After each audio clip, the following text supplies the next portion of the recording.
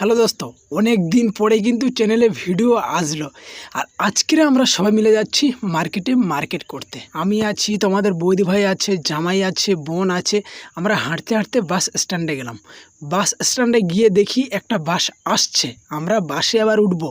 But একটা দুঃখের কথা, বাসটা না নিয়ে আমাদেরকে চলে গেল। তো আমাদের বৌদি ভাইয়ের মনটা তো একদমই খারাপ হয়ে গেল।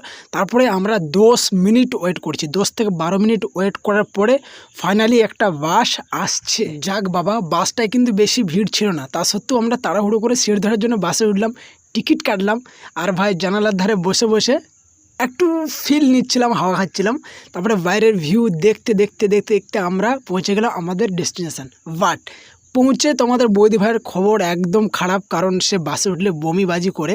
তারপরে বাজারে ঢুকলাম, বাজারে ঢুকে কিছু সবজি কিনলাম আমরা। সবজি কিনে তারপরে একটা শপিং মলে ঢুকলাম, কিন্তু ভাই ঢুকে কিচ্ছু কিনিনি, সব জিনিসপত্র ঘেটে